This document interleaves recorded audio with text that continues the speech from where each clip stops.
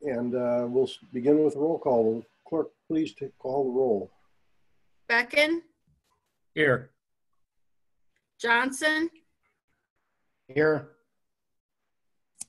Leo? Here. Lewis? Here. Peterson? Here. Truster? Here. Thank you. All Verplank. present. Oh, I'm Here. sorry. You forgot me. Here. Okay. Next item is approval of the minutes of the regular council meeting of May 11th. Is there a motion? Mr. Mayor, this is Chris. Yes, Chris. I ask that we approve the regular minutes of February, wait, I lost the date. May 11th. May 11th, 2020 as presented. Second. Second. Moved by Peterson, second by Johnson. Any discussion? Then please call the roll. Peterson? Yes. Johnson? Yes. Becken? Yes. Leo? Yes. Lewis? Yes. Verplank? Yes. Truster? Yes. The minutes of May 11th are approved. We'll skip the mayor's comments for the moment. City manager comments? Kirk? Yes, thank you, Mr. Mayor. As you may have heard, the governor's stay-at-home order has been extended until June 12th. I've been in touch with Allegan County health officials, and City Hall will remain closed to the general public until the order is lifted. I have discussed with my colleagues in Douglas and the township, and their facilities will remain closed as well. Saugatuck City business continues, and staff is working, both administrative and non-administrative. We are answering all calls and conducting business, albeit in a slightly different manner. However, it's going extremely well. All Oval Beach season parking passes, both resident and non-resident, are now sold directly at Oval Beach. No beach pass sales will take place at City Hall until the governor's order is lifted. City Hall is simply too crowded to promote the proper social distancing with the sales in the office. So we moved everything to Oval Beach. Staff is prepared to conduct business out there, and everything should work pretty smoothly. As you know, the city clerk, Ms. Monica Nagel, will be moving on soon to take on some new and exciting opportunities. I want to publicly thank her for 13 years of dedicated service. She is working diligently now with staff, making sure the city is in great shape prior to her departure. She is developing a checklist and a step-by-step operational instructions so elections, as well as other duties, continue uninterrupted. I feel sad losing an employee, but I have not lost a friend, and that means a lot to me. We have a proclamation of support for Ms. Nagel later on in the agenda, and much more will be said at that time. Thank you. Okay, thank you, Kirk. Are there any agenda changes or additions or deletions to be considered?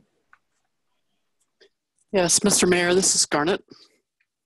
Yes. I'd like to suggest we move communications, the downtown pop-up patio dining in the right-of-way, the report up under new business, since the report is available and probably is worth acting upon.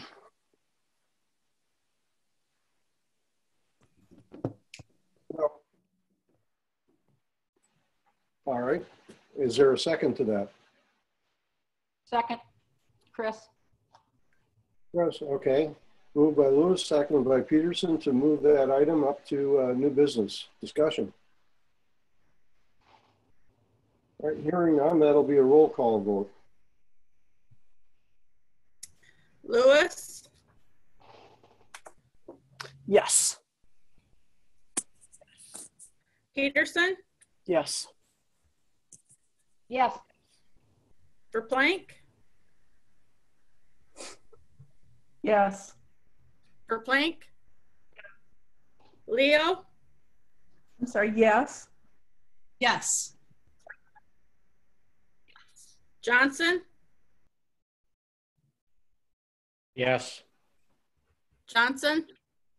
Becken, Yes. Yes. Truster. Yes. All right, the item will be moved to become item F under new business. Are there any other agenda changes to be proposed? Well, then we'll move on to our guest speakers. First on the list is Lieutenant Brett Ensfield. Brett?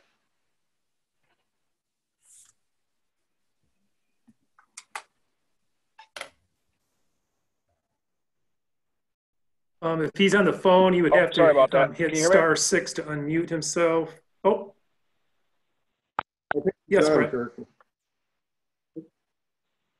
You got me? Hello? Yes. Can you hear me? Yeah, we got you. Oh, sorry about that. Yeah. Okay. Our Marine Patrol dock has been repaired over the last couple of days, and our police boat is in, and all of our patrols have started on the Kalamazoo River. Deputy Floxer had broke his finger, and he had to have an operation done on it. So we are backfilling and have Deputy Vandenberg starting tomorrow for a short period of time until he can get back up and running. He believes he's probably going to be out for maybe another week or two just until he gets the pins pulled out of his pinky. So that's the status on that, in case you guys have seen a couple new faces in town. Obviously, with the summertime coming, our call volume has increased. Over the weekend, our beach patrols went very well and reported back that there was no issues with any of those situations down there. And then lastly, we adjusted some of the reserve patrol times to reflect the different demands with the businesses' hours of fluctuations and so forth. So we adjusted those accordingly for the time being. And that's all I have right now. Any questions for Brett? All right, Brett, thank you Yes, very Mr. much. Mayor, this is Garnet. Move on to the next speaker. Oh, Yeah, go ahead, Garnet. yeah, sorry. Officer Ensfield, I've gotten a couple questions, and I've forwarded these on to the city manager. I just got them today regarding the role that the sheriff's deputies will play in kind of policing downtown, social distance violations, that kind of thing. So I've forwarded that on to the manager so that you guys know about it and can address it at a later date. Okay. Any other questions? Great, thanks again, Brett. Next speaker is Mandy Reed. Yep. You want to be recognized? Okay. Mandy Reed of the Municipal League Classification and Compensation Study. Kirk, do you want to introduce this? Yes. There's the actual classification and compensation study is included in the packet. Miss Mandy Reed is from the MML. She's going to go over the details of this study and answer any council questions. Ms. Reed has been with the MML since 2006 and has led, participated in, and managed the MML's HR consulting project since 2013. She has expertise in the development of classification and compensation systems, personnel policy manuals, as well as benefits analysis and related topics. She is a certified professional in human resources with a bachelor's degree in human resources management from the University of Michigan.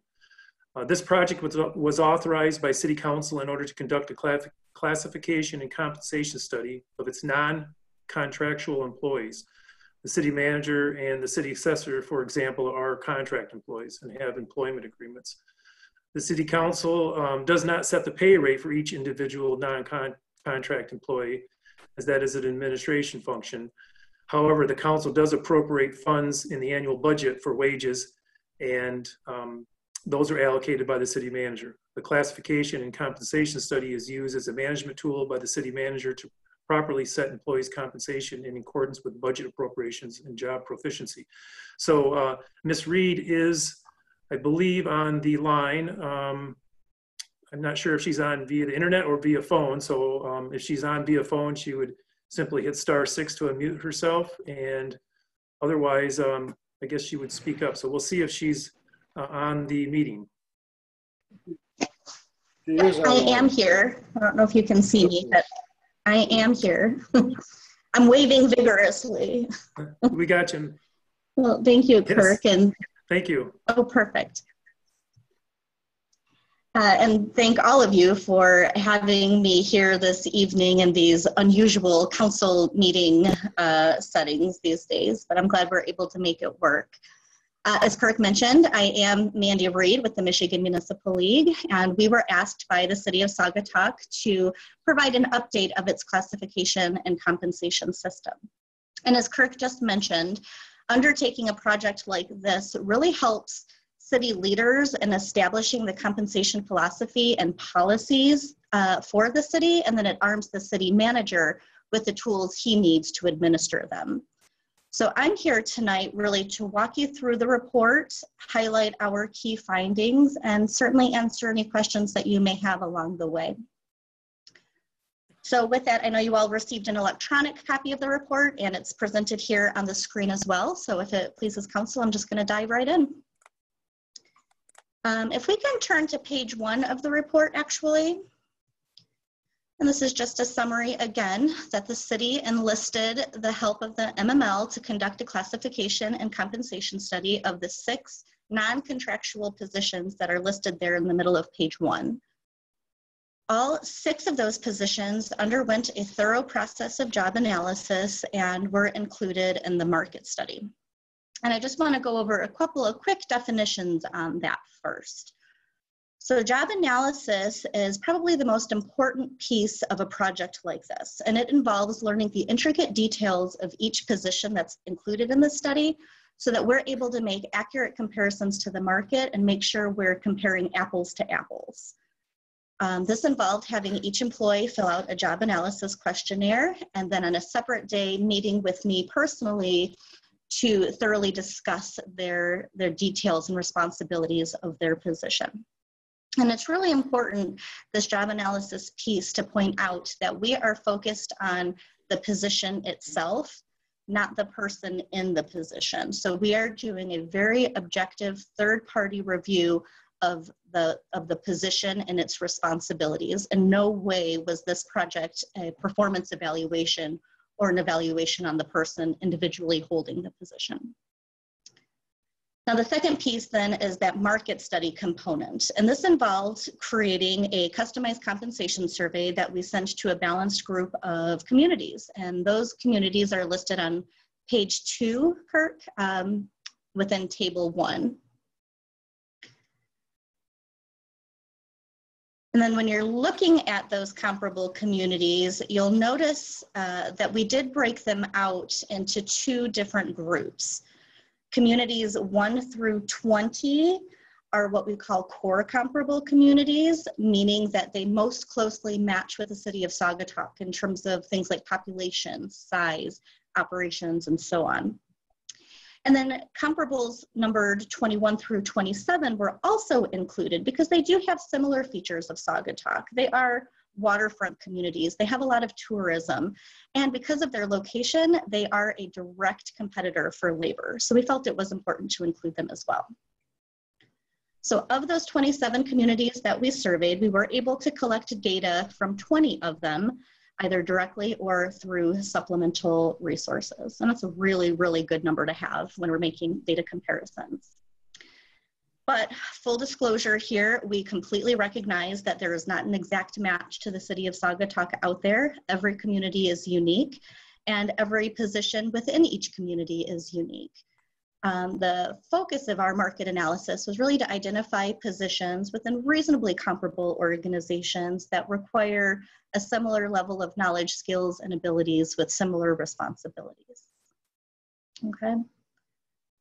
So along those same lines then, Saugatuck, we found, is unique in comparison to the market in that it does utilize a city employee as a beach manager during the spring and summer months. no one among the comparable communities had such a position on staff. Some folks did indicate that they had contractual relationships with outside organizations who had that position, but it wasn't a position that they had any data on that they employed directly. Additionally, we found that there were a couple of departments within the city that were made up of just one employee to manage all of the workload within that department. The survey responses that we collected, though, did indicate instances where there may be multiple people in the department to share the workload. So that was worth noting as well. And then lastly, just because every community is unique, there may be instances that you see throughout the report where we were unable to collect a sufficient amount of data from the comparable communities. And when this happens, where there's little to maybe even no market data available, we've incorporated data from the league's statewide salary survey where appropriate, and that's noted throughout the report as well. And so with that, we can dive into the key findings. Kirk, if you don't mind, can we turn to page 5 of the report? Table 2 is at the top of the page.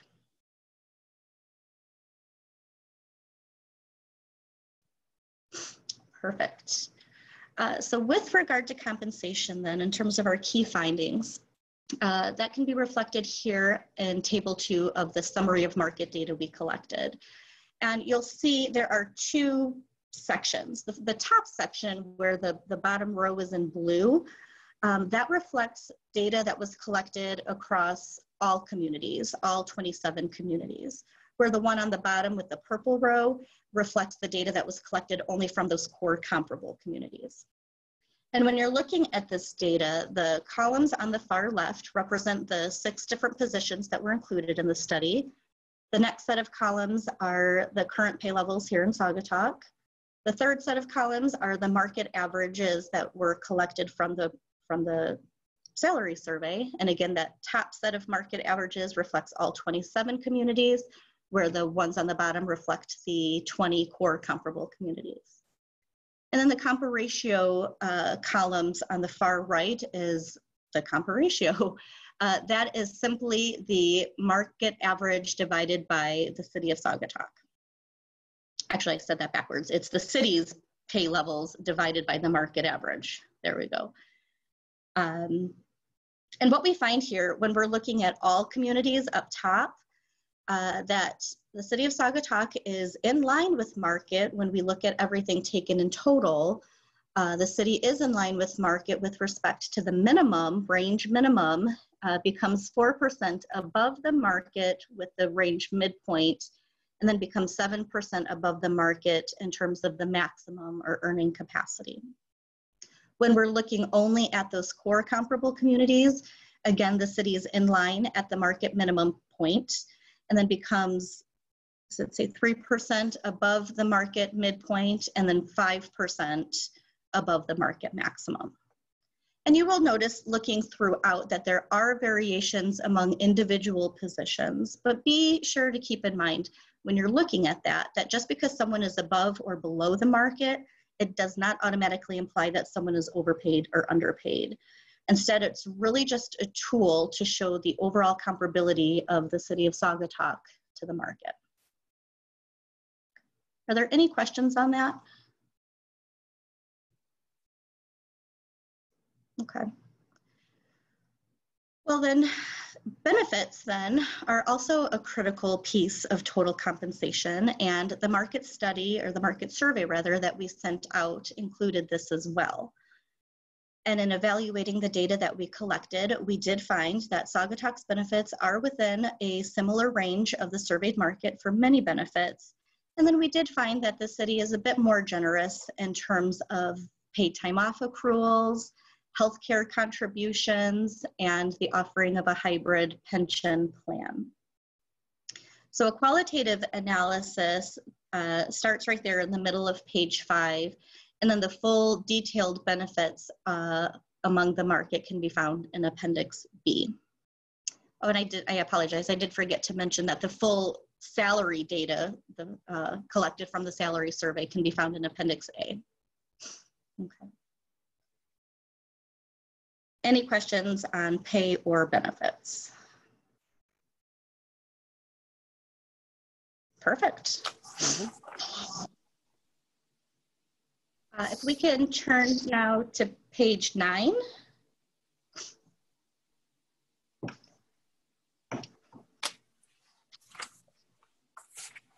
Perfect. So the top of page 9 there shows the suggested pay structure. So having completed a job analysis for all 6 positions and then analyzing all the market data that we collected, we were able to prepare this recommended pay structure presented here in table 3. And so again, this shows each position grouped into pay grades along with the recommended pay range for those pay grades. And these recommended pay ranges were based off of the market data that we collected. And it should be noted too, most public sector pay ranges we find are typically about 30% wide, meaning that there's a 30% spread from the range minimum to the range maximum. And so the recommended ranges we presented here are also 30% wide. You will notice there are 2 positions listed here where their current salaries are highlighted in red.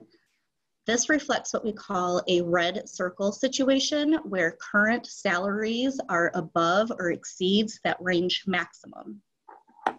This is not an uncommon position to be in, especially for long-serving staff or even for those positions that might be really difficult to recruit or retain. When this happens, though, we strongly caution against reducing pay or penalizing an employee in any way. This can be counterproductive, it can be devastating to morale, and there are other options available to address it. You might consider increasing those salaries at a slower pace until the pay ranges can catch up to their pay, or you may even consider just grandfathering those employees into the pay structure overall.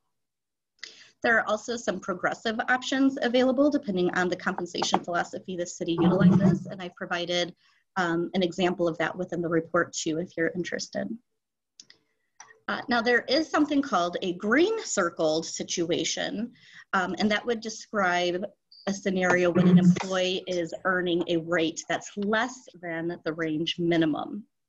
There are no green circled employees in this project, so that's fantastic. But just a quick note, if the city does find itself in that situation, the recommendation would be to move that employee to at least the range minimum as quickly as possible, even if it's done incrementally. And that's it. But again, the city does not have a green circled situation, okay. So you're well off in that respect. On pages 10 and 11, we have a couple of different step systems to consider in terms of implementing the pay structure. Table 4 there represents what's called a traditional step system where employees move through those different steps, starting from rank step 1 all the way to step 9. And 9 steps we find are very common in a system that's 30% wide. Table 5 is what we call a combined system. And in that system, you use the traditional approach from the range minimum up to the midpoint, and then moving through the range after the midpoint is based on pay. So it's a really creative way or progressive way to incorporate pay for performance in a municipal compensation system. And then as far as system administration goes, once a system is designed and implemented, it is not self-sustaining. It does need regular maintenance and updates in order to continue serving its purpose. And with this respect, pay adjustments really should be considered as a 2-step process. The first step being is looking at those pay ranges on an annual basis and making adjustments to the system as a whole. And you might use the CPI, some inflationary rate, or whatever economic factor the city chooses, and then you would apply that to the pay ranges every year. The second step then would be the actual individual pay adjustments, and that again would be based on whatever compensation philosophy the city has in place. And then with regular maintenance, we always still suggest that a full study like we've done here, have that performed every 5, 7, 10 years, just to make sure that the system is still current with market conditions and that it's still serving its purpose and meeting the policies set forth by the city. And so with that, I hope that the data and analysis that we provided within the report and hopefully clarified in today's presentation helps the city in making these important policy decisions. And then hopefully it helps arm the city manager too by giving him the tools he needs to administer it. And with that, I just want to say a quick note that it is always a pleasure to work with the folks here in Saugatuck. They are incredibly helpful and it's really just a joy to work with them. And so after that, I'm happy to answer any additional questions or any questions actually that you might have. Okay, thank you, Ms. Reed. Are there any questions? Chris. This is Chris. Did you find anyone that was doing what Monica is that also includes the election part? Any clerks that were doing elections on top of their other duties? Yeah, so most city clerks are doing elections as well.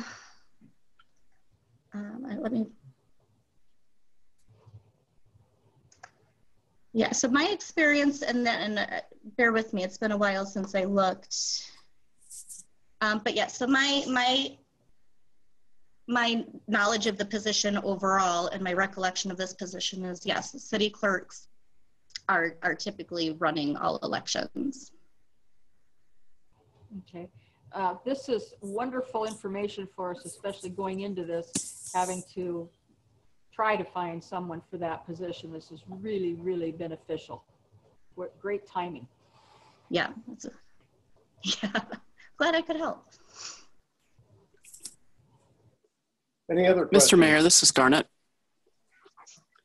Oh, yes. Scarn. Hello, Ms. Reed. I've just got a question on page 12.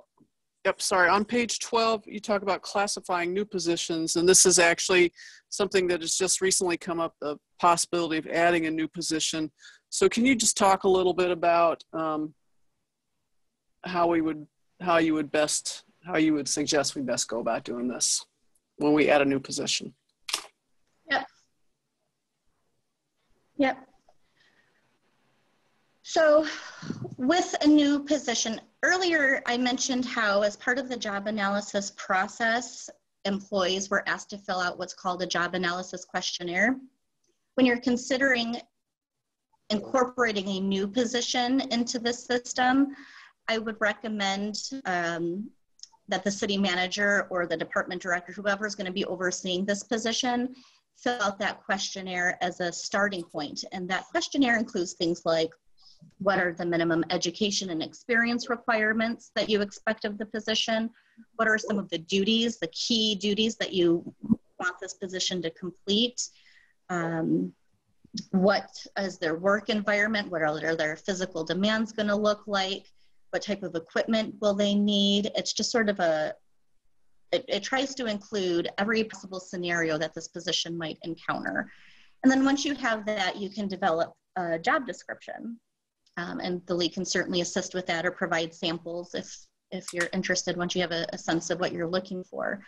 And then with that, you can go out and once you have an understanding of what that position is, you're able to look at the market and make those apples to apples comparisons on what that position might earn among the market, and then incorporate that into your pay structure. Great, thank you. And the league is available to help with that process. Wonderful. Very well. Thank you. All right, we thank you very much. This is valuable information, and we sure appreciate the professionalism and the thoroughness of the survey. It's very good. Thank you. Thank you. Take care. And by the way, okay. Thank you. Take care. I excuse myself for just a second. We have a pretty violent thunderstorm rolling through here, and I had to take care of a couple of windows. So, but I'm back. Our next speaker is Elizabeth Estes regarding the Governor's Committee on Restaurant Reopening. We have an update on that. Elizabeth? Yes, thank you, Mr. Mayor. Hi, Mr. Mayor. Kirk, I sent you a text. Can I share my screen quickly? It might be easier for me to show a few slides that way. Is that all right with you? Yep, let me go in and make you a co-host real quick so you have permission. So bear with me real quick here. Just tell me when and I'll give you the, the lowdown of this. So this was, thank you. You should be able to, I think you should be able to do it now. Yeah, I sure can. Let me see. You guys tell me if you see this okay. Can you see the slides? Yep. Yep. Yes. Okay, awesome. So, all right, some of you might have seen this when I presented it to the local restaurant Eat Drink STF group. As many of you know, and Chris, thank you for the invitation to be here to present this. But many of you probably know, but I was appointed to the governor's task force on reopening restaurants and bars. And really what we did was, it was a group of people that came together, a really varied group of people from all over the state, big restaurants, big resorts and casinos, small. And we came together to try to come up with something that we could recommend to the governor for reopening when it's time to do so. And so these were preliminary and pre-decisional. If I heard that once, I heard it 400 times. If I had a nickel for every time I heard it, it would be great. It's up to the governor to know what to do, but I think there were enough people on that were involved in this that felt pretty confident. The executive summary of this is, there was a big argument about, should it be based on occupancy rates? So 50% of occupancy rates, 75, 25, what could it be, or distance? And it ended up, and this was a huge discussion back and forth, it ended up being floor plan rather than capacity limit based on the fire code occupancy. So 6 foot social distancing between tables is what people, what they've come down and recommended to the governor, not occupancy. Now, she may change that, knowing what she did in Northern Michigan this last weekend. It was 50% occupancy. The hard part is that hurts smaller places. If you think in our town, like Uncommon or Grow, right? 50% occupancy, what's the point? You might as well just continue to do takeout. There was a clarifying exception to the 6 foot distancing requirement where physical barriers are placed. I know that the Mermaid was considering putting plexiglass shields between seats on the balcony on their deck, and that if those shields are in place, then the 6 foot social distancing is not required. Now, there was some conversation about how thick the plexiglass has to be, and I think where the state came down is they're not going to try to micromanage that. As long as there's shields that aren't shower curtains. I don't know if many of you saw that, but there were restaurants in South Carolina who put shower curtains between tables. It doesn't seem real appealing to me, but they're saying it has to be plexiglass.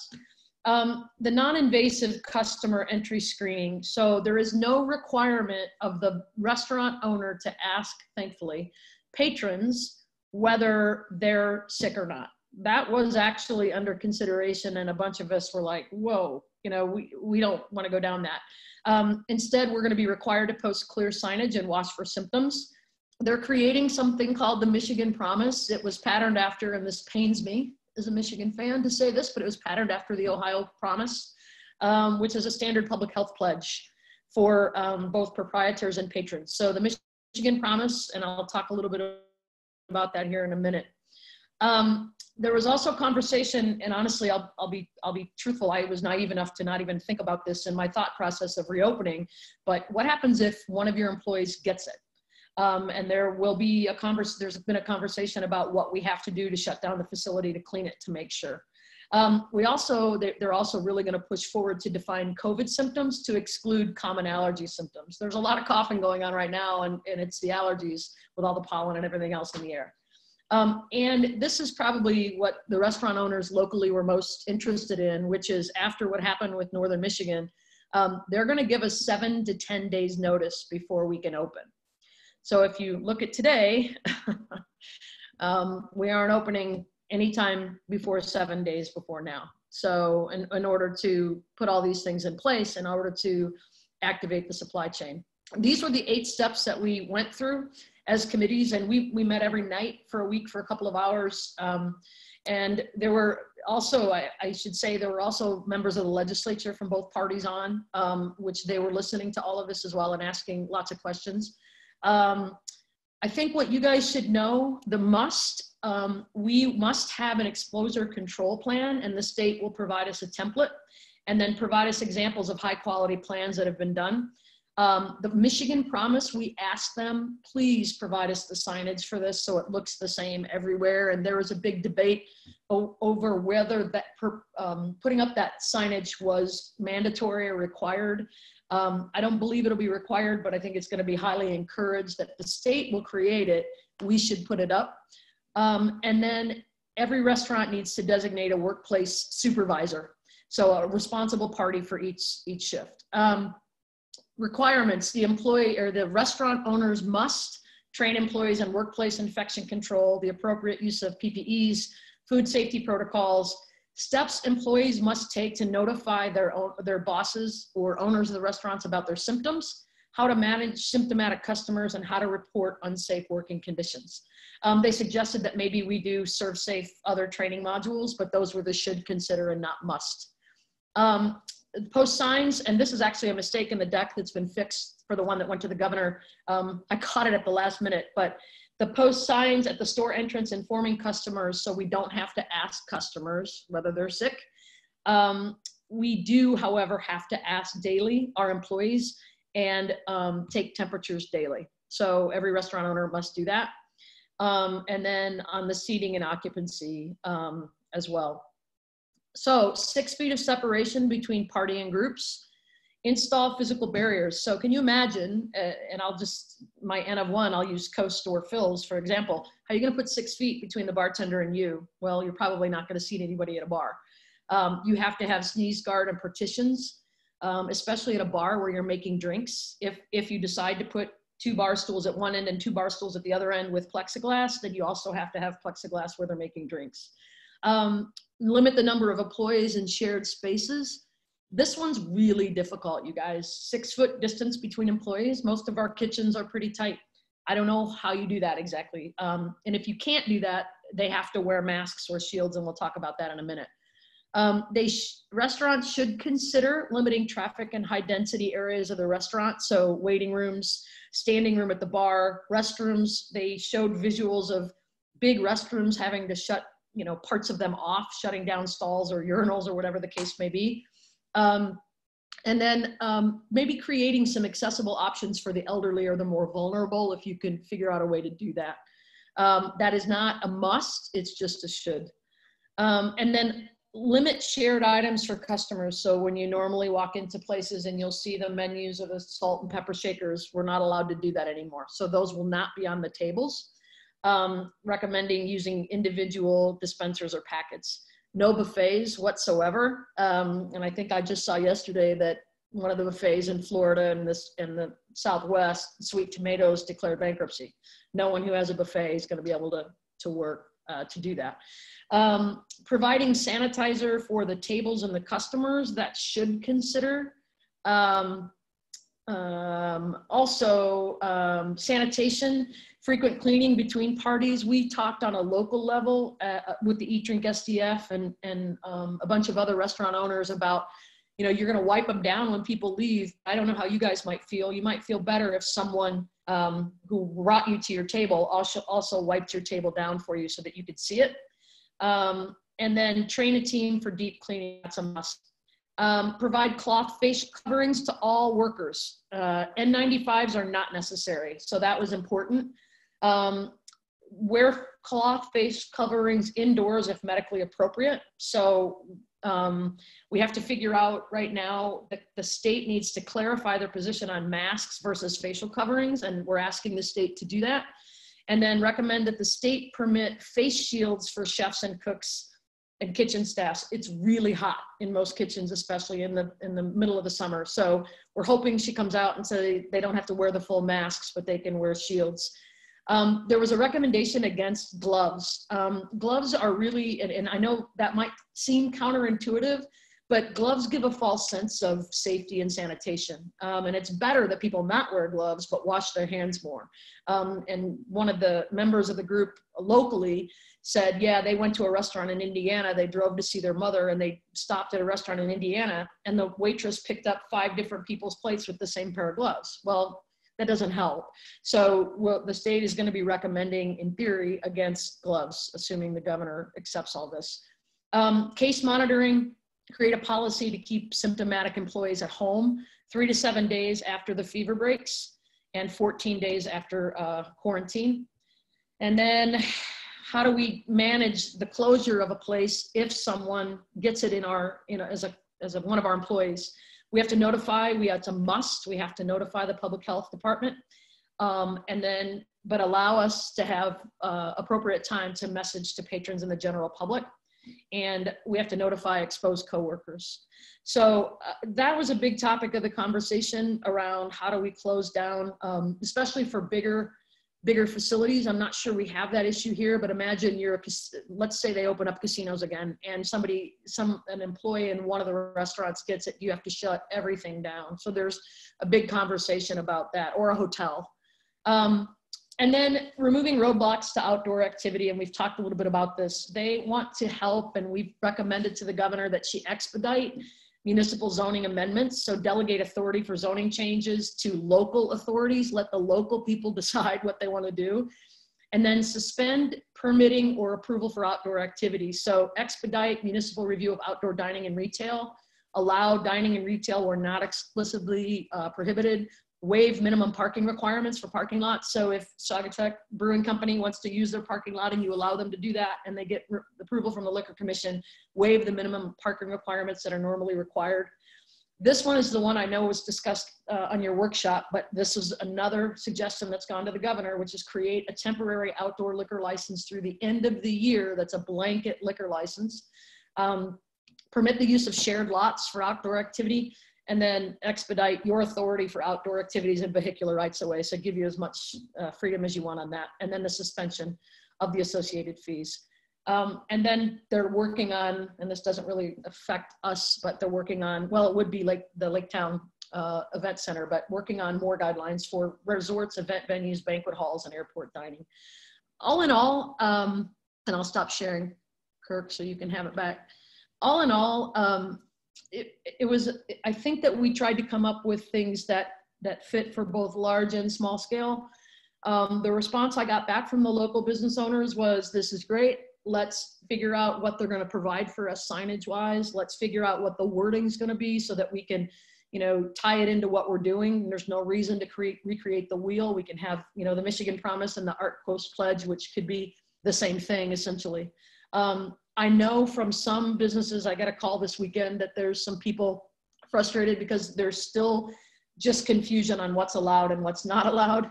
We can put picnic tables out, but if they sell a to-go beer and somebody sits at that picnic table, is that their responsibility to make sure they got it from them or tell them they can't sit at that picnic table? So I think there's a lot of confusion still. Part of it is because we haven't gotten a lot of guidance and it's been hit or miss and it's been inconsistent all over the state. I reached out today to say, what did the governor say? What have we heard? Will these be adopted? Will there be a lot of changes? And I haven't heard yet. So as soon as I do, I will let you guys know as soon as I hear, and we'll probably all hear at the same time. But I think the big takeaway on this is we are going to be responsible for certain things. They are going to enforce it. MDART is going to enforce it in our business licenses. There's certain probably infractions that are bigger than others, but I'm not willing to take the risk. I'll do what the governor says we need to do. And then the other big probably takeaway is they're saying 7 to 10 days, and we haven't heard anything that we're opening up. So I don't think we'll have any dining inside 7 to at least 8 days from now. But who knows? So that's I know that was a lot to take in. And as soon as I hear more, more absolute information, I'll let everybody know. I will tell you that a lot of the restaurants in town and businesses in town were working together pretty well. I think there's frustrations here and there, and I get it. I mean, you're never going to get everybody to understand or want to be on the same page, and I totally understand that. We'll just do the best we can to do the right thing by the residents and by our employees and, by our communities. So any questions anybody might have? Questions? This is Chris. Elizabeth? This is Chris. Hi, Chris. Chris, go first, then Garrett. Elizabeth, thank you so much. This was, I tried to read today what was happening, and it was hard to figure out what actually had been approved or where we're at on the next steps happening. You said that you haven't gotten any information back on which of these that you recommended have been approved. Is that in terms of putting the signage out? We have to have that. I'm not sure exactly what is approved that we have to do. Okay. Nothing yet, Chris. As soon as that's the negative, right? As soon as we've given them everything, and the way we understood it, she is taking this all, and then they will come back out and say, this is what the task force recommended, and she's going to say, this is what is the must, and this is what this should do. Now, those could flip-a-flop a little. I'm going to guarantee you the Michigan Promise is going to be in there. We're going to have signage that says that because they're all over that, right? I can just tell you by the tone and the tenor of the meetings, I'll be very shocked if that isn't something that's mandated, that we have to try to say we're going to agree to do. If they provide the signage, it's not a big deal, right? But if we all have to create our own signage and then you've got 50 different restaurants with 50 different signs, that makes no sense. So I'm hoping that the state says, here's what it should look like. Here's the template, hit print and print it, and we can all print our own. But I'll be shocked if that isn't something that we have to do. The 6-foot social distancing versus the 50% capacity, that's probably still up in the air. And the only reason I say that is because of what she did in the Northern Michigan. She said it's 50% capacity inside. Everybody, that was a huge debate back and forth, and they're saying 6-foot social distancing. What's a bummer is our small places, Uncommon or Alec and Crow, and even Phil's, 6 feet between those tables. So it's going to be hard either way. But they've made it perfectly clear that once they come down with these rules, they mean it. So that's probably for me the part that makes me go. So I don't know. As soon as I know, I promise I'll let you know. Perfect. Thank you so much. Sure. We're so happy you're here to do this. Thank you for the invitation, Chris. I appreciate it. Yeah, Elizabeth, did you get any news updates from how the openings went up north? Traverse City, Petoskey, those big venues? It's funny, Garn. One of the comments that was made was somebody asked, is Northern Michigan like supposed to be the pilot? Are you using that as like a test and what's going to happen? And somebody made the comment, there's going to be 1 million pictures all over social media of people jamming in and whatever. And I think it was Representative Manoogian who said, okay, everybody, what you need to do when you reopen and you do it right is you need to flood social media with pictures of you guys doing it right. Because what we don't want are just all the negative things that seem to populate all over social media. I did see a few photos where there was a bar in Traverse City that wouldn't let anybody in that wasn't from Traverse City, which I thought was interesting. I'm like, is that legal? I was trying to figure that out. But they were very much limiting people inside the bars. So they seem to be more on the conservative side. We also heard that on our call on Thursday, we heard that there were some finer dining sit-down restaurants in Traverse City that said, I'm not even gonna try. I'm not opening this weekend. I'll wait till the following weekend. I mean, they gave them 4 days. That's impossible to even get your purveyors to get you what you need. So there were a bunch that didn't open, Garn. So I'm not sure what that was. We haven't heard a lot yet. I hope she isn't using that as a test because she didn't give me any guidelines either. So I don't know. Okay. And then I had one other question, Elizabeth, about enforcement. So you mentioned MDART. That seems to be the real kind of tricky area, right? Some folks are following the rules, so to speak, and others are kind of being kind of lax on it. And I've had folks ask me, who's enforcing that? I have no idea. Is that something that comes down from the governor's office as well? Do you know, or is that a county jurisdiction? Are you aware? I said this to a couple people, like the last thing we need our police department to be worried about is to be the social distance police. I mean, they have enough going on. And I don't think it's fair to put this on them. Now they're the ones that are going to get the calls, right? My answer to that is probably not a great one, but I know the speed limit is 65, but there are times, Darn, that I go over the speed limit and I take those risks, right? I'll be honest, I do. But if people want to take those risks, I think it's their decision. I'm not going to. I don't think that what they're asking is horrible at this point. I think that if everybody values their business license, we live in a world where it's way too easy to tattle on people, where videos and pictures are way too easy to be shared. And it's not, for me, it's not worth it. And I actually think there's more people who want to live by the rules, you know, and want to play by the rules than there are that don't. And I think we just need to know what the rules are. We need to know what those guidelines are. And right now it's just really vague. You know, I know the police got called on somebody this weekend downtown, and I heard the story, and I you know, heard through another person from the owner, and they did everything they thought they were supposed to do. So, you know, until we get a guideline, it's going to be really hard. And I'm hoping that we hear something soon. Yeah. Thank you. Mayor? Yes, Holly. So I kind of the same question that Garn did. The enforcement issue is the difficult question. What is MDART? Michigan Department of Agriculture, basically, and they work with the health department, and it's kind of an umbrella. And they told us that MDART, from a business licensing, food licensing, and then the local health departments, I think people are complaining to local health departments. The local health departments are going to call you guys, I'm guessing. And that's how this is all going to play out. But Michigan Department of Agriculture from a food and licensing perspective. So I think via the health department is when we're going to hear this. And again, I'm going to do what they say. It's just, and if I can't do what they say, and this is the part that honestly keeps me and every other restaurant owner up at night.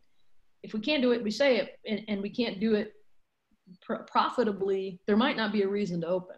And I've heard some people say that, like, if this is going to be so onerous that we can't do it and we can't make any money, what's the point? And that to me would be the worst of all, if we actually can't do that. So if what we presented to the governor is adopted, I'm good with it. There isn't anything that's really horrible there, in my mind. Thanks. Any other questions? Well, we appreciate the information, as onerous as it is, Elizabeth. Thanks for briefing us, and we hope you can come back and keep us posted. As soon as I hear something, Mayor, I'll let you know. Thank you. All right, the next item is public comment on agenda items only. If anyone wishes to make a comment, please make your presence known by voice or hit the raise your hand button. Anybody wish to make a comment?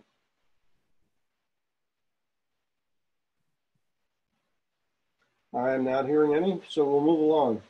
Next item is request for payment, approval of accounts payable. Is there a motion? Sure, this is Garnett. Move to approve accounts payable in the amount of $53,706.26. Second. This is Chris, second. Yeah, okay. Moved by Lewis, second by Johnson to approve accounts payable. Any discussion? That was muted. Raising your hand is okay. Any discussion on accounts payable? Hearing none, let's have a roll call vote. Lewis? Yes. Johnson? Yes. Becken? Yes. Leo? Yes. Peterson? Yes. Verplank? Yes. Truster? Yes. The accounts payable is approved. There are no introduction of ordinances, no public hearings, and no unfinished business. We move along to new business. Item A is resolution number 200-526-A, MDOT Transportation Economic Development Fund, Category B funding request. Dirk, you want to lead us on that? Yeah, I sure will. I talked a little bit about this at the last workshop when we were going over the budget, and I told you that this was going to be on the agenda tonight. Again, it's a little bit odd because typically we would approve the budget and kind of set the projects. This particular issue is something that kind of the cart has to come before the horse, so to speak. So this is for to apply for a grant in combination with the city of Douglas to get funding to fix a part of Campo Road. That road is a shared road Half of it's Douglas and half of it's Saugatuck. The engineers think we have a really good chance at getting some funding for this. The request, the total request is $176,000, which on a project of $850,000 total maybe doesn't seem like a lot, but I guess I come from the school of thought that, you know, $176,000 is pretty good if we can get it. The match would be the city of Saugatuck would put in $75,000 and the city of Douglas would match, would be $101,000. And that's because their portion of the project goes a little bit farther into Douglas versus ours. We have water main construction engineering cost, would be paid by the local funds with a similar ratio. So again, this is something that we do need council approval in order to submit for the grant. The city of Douglas, I've confirmed with them that they are moving forward with this as well. So I would highly recommend we do that. This is a street that's been identified on our capital improvement project list for some time. It's actually got some serious issues, safety issues as well. So I would strongly recommend that we move forward with this and try to get the funding to get the road fixed. Mr. Mayor? Mayor? Peter or Jane? I think Jane. I think. Okay, could I make a motion to, I can hardly read this on my computer, but make a motion to approve resolution, I think it's 200526-A, requesting funding something through the MDOT Transportation Economic Development Fund Category B program as presented and commit to funding the project through fiscal year 2021 budget appropriations. Second. Is there a second? Second by Peterson. It was moved by Verplaine. Discussion. About this? Apparently not. Then let's move to the vote. It's a roll call. Monica? Blank. Yes. Peterson. Yes. Lewis. Yes. Leo. Yes. Johnson. Yes. Becken. Yes. Prester. Yes. Resolution number 200-526A is approved.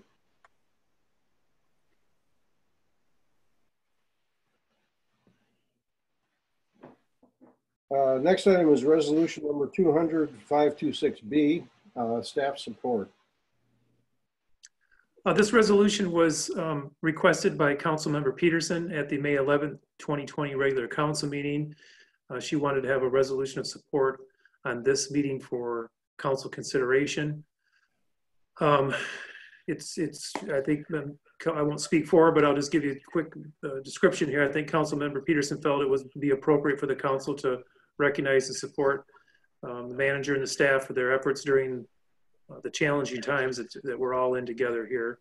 And I'll let her give some more information since she was the one that asked this be on the agenda. Yeah, well, I support this. Chris, let me defer to you. I'm trying to pull this up on my screen here, but would you like to speak to this?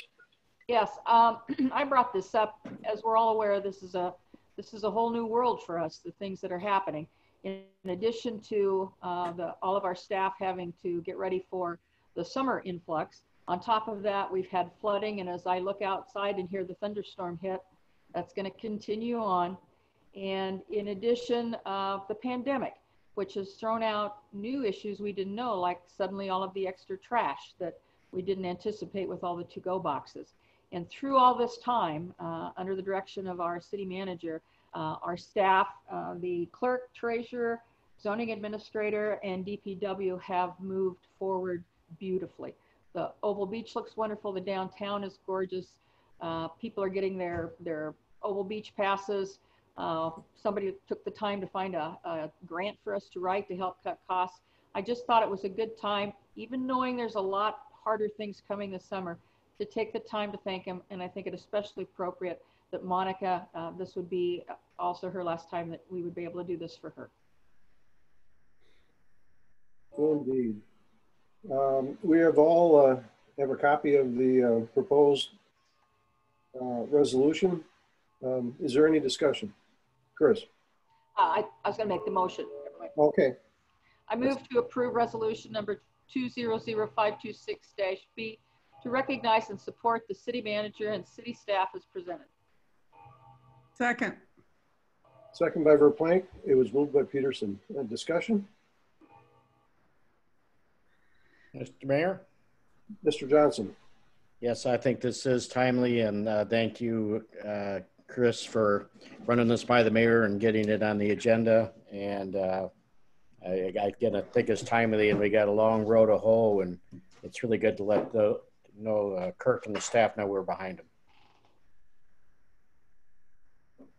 I agree, and I have to say, I've been speaking with Kirk about some of these issues literally daily, and our staff is on top of things. I mean, it could have been a lot worse if we were disorganized and didn't know what to do. They're doing a marvelous job, so I fully support this. Any other discussions, comments? Then let's, Jane. You know, I was sitting on my front porch at 10:30 on Sunday night, enjoying the nice evening, and Public Works drove by with a pickup truck so full of trash, I couldn't believe it. And that had been their third pickup of the day. The trash was over the top of the cab. So a big shout out to Scott and his crew. They're really working hard to keep the city clean, and the trash has become horrendous. Indeed. Any other comments? Ken, Mark here. Oh, go ahead. Yeah, kind of follow up to what Jane said, but it is concern our city manager. I drove through town last night at 7:30 on Memorial Day, and I saw the black Chevy, whatever that is, Kirk drives, at City Hall at 7:30 at night, and I don't think he was getting takeout from the butler. So I think that's he might have been, but I think he was inside working. So I think that kind of epitomizes what we're trying to say to Kirk and down through his staff. There's just a big thank you for all the hard work. Indeed. Not to mention the email message that's dated 3:08 a.m. Saturday night, I believe it was. Anyway, any other comments?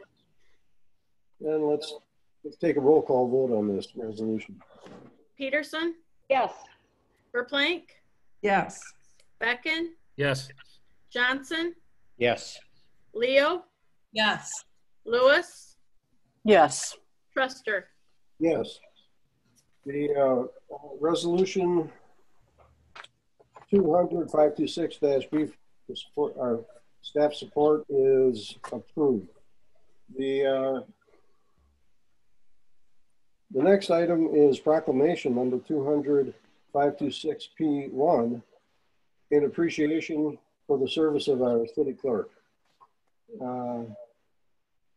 We have the proclamation. I'm going to just read through it. It is whereas there are times when the City Council of Saugatuck desires to express their appreciation for dedication of the service, and the City Council wishes to recognize Monica Nagel for her 13 years of dedicated and accomplished service as the City of Saugatuck City Clerk, and whereas Ms. Nagel became designated as a certified municipal clerk in 2011, which is a process that required 3 years of extensive training and coursework. And whereas Ms. Nagel's work as city clerk set an extremely high bar for ethics, professionalism, and integrity throughout Allegan County. And whereas Ms. Nagel has been in charge of numerous elections in the city in which she has always demonstrated neutrality and impartiality, rendering equal service to all. And whereas the true worth of the municipal clerk is often not realized as they perform some of the very principal functions of our democratic process, now therefore be it resolved that I, speaking on behalf of the citizens of Saugatuck and the Saugatuck City Council, do hereby extend our sincere appreciation and thanks to Ms. Monica Nagel for her 13 years of service to the City of Saugatuck, and commend her for the manner in which she has carried out her duties and responsibilities as City Clerk, with sincere best wishes for continued success and happiness in her future endeavors. I would entertain a motion to adopt that resolution. Mr. Mayor, this is Garnet. All right. Motion to approve proclamation number 120526-P1, expressing sincere gratitude to City Clerk Miss Monica Nagel for her 13 years of dedication and service to the city. Second. Second by Peterson. Any discussion or comments? Mr. Yes, Mayor? Mr. Mayor. Go ahead, Barry. I was going to say I've been with Monica since she walked in the door, and it's been a great run, and I have such trust in her that when we had some help we needed of an impartial person, that she did outside of her job, but she helped us run an election for a company I worked for on her own time. It's because of the implicit trust we had in her. So kudos. Any other comments? Mayor? Yes. Wayne? And then Christine? Oh, Monica, City Hall will not be as colorful as it was before. And I hope you pay attention to Mark's poop report tonight, because you never have to listen to another one. Chris? Gonna miss you. Enjoyed so much working with you, and God bless and good luck. I thought the best accolade was from Bob Janetsky, who said she's the best of the best. And I think we all agree with that. So can we take a roll call vote? Yeah, Holly. I also want to say that I think it's a tremendous loss to the city to lose Monica. I think she does her job flawlessly. And I think she was the perfect clerk for Saugatuck. Hairstyle, smile, everything. So I'm going to miss you so much. And I'm just really disappointed that you're leaving, and wish you the best. Thank you. Mr. Mayor, this is Garnet. Yes. Yeah, and I just wanted to follow up on Mr. Janetsky's, former Rep. Janetsky's comments. I've been able to fortunate enough to work a lot of elections across the state in various municipalities, and I do believe Monica was one of the very best clerks. She ran a great show, and she was someone that I know the other clerks in the county respected and appreciated, and I watched that in action just this last, I think it was fall, when she was hosting the training at the City Hall. Marvelous, and I know her colleagues will miss her in that role. So thank you, Monica. You know how I feel. Stay in touch. Yep. Thank you. I've got many clerks fighting over me right now to work August and November. All right, Monica, would you call the roll, please? Lewis? Yes. Peterson? Chris? Yes. Verplank? Yes. Leo? Yes. Johnson? Yes. Becken?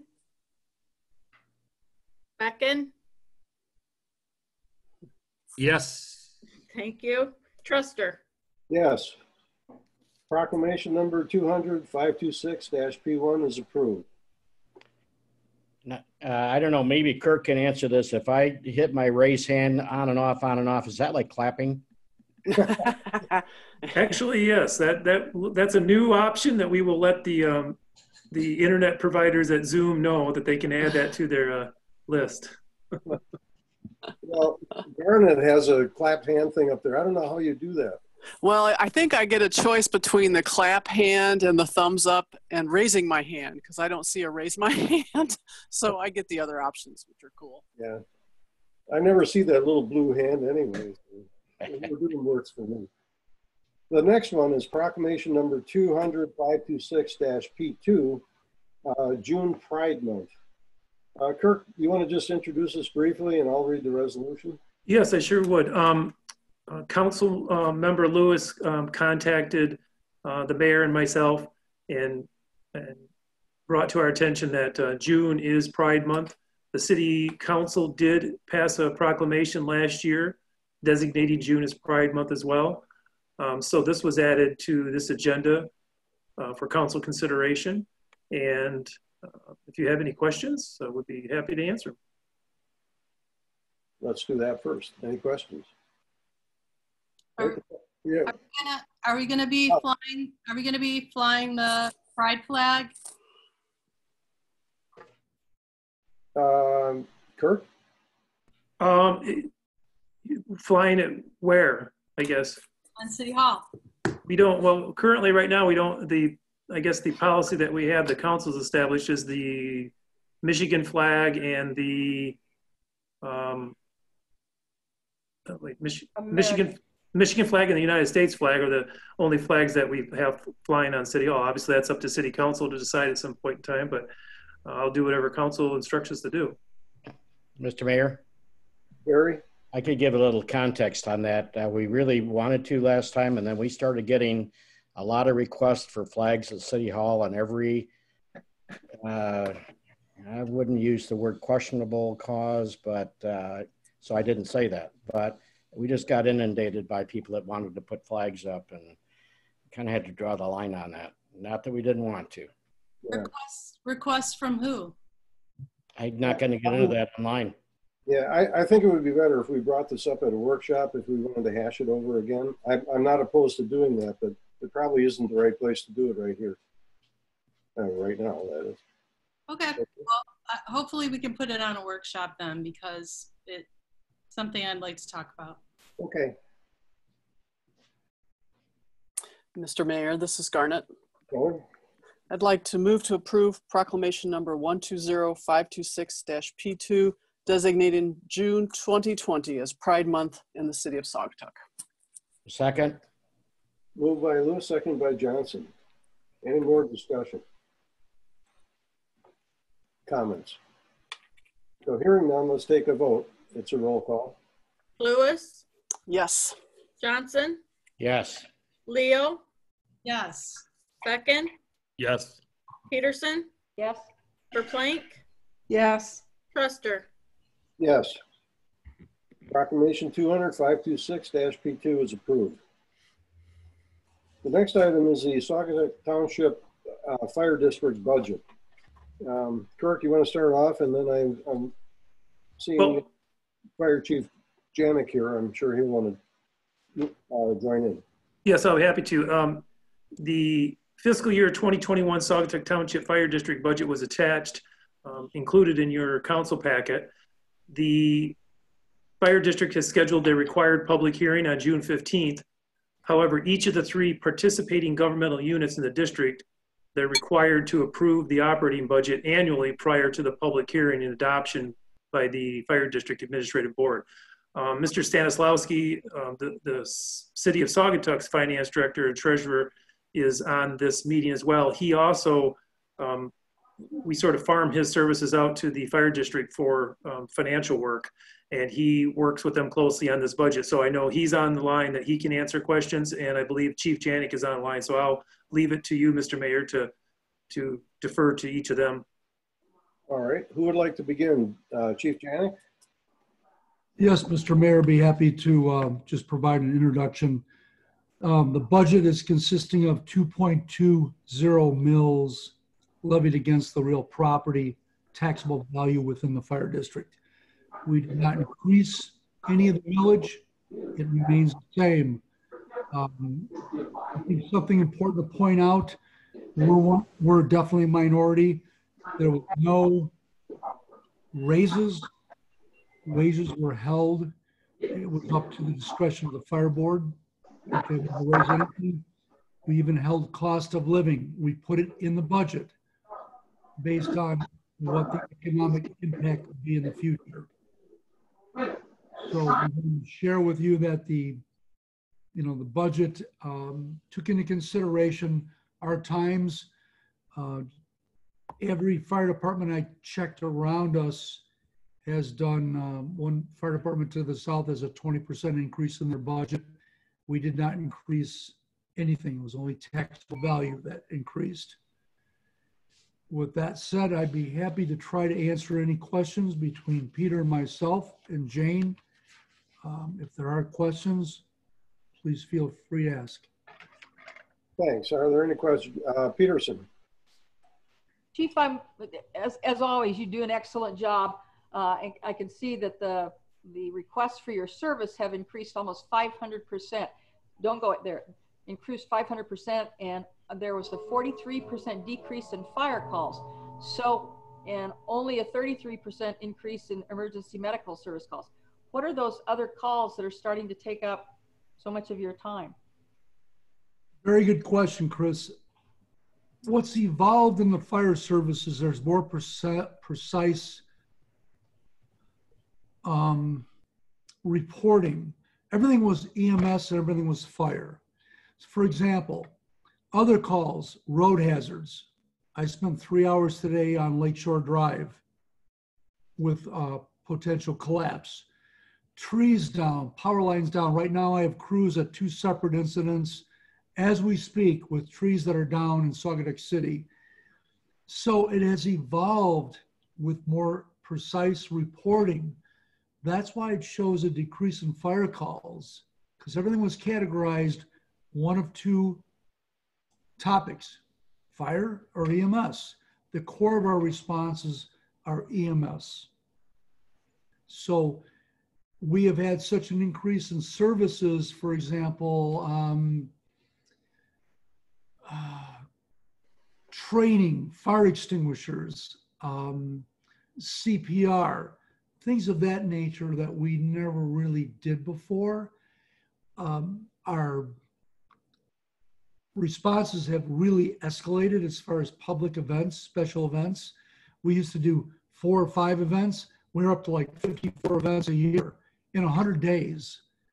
So those things escalated the call volume in different categories. Does that answer your question, Chris? Absolutely. Thank you very much. Thank you. Any other questions?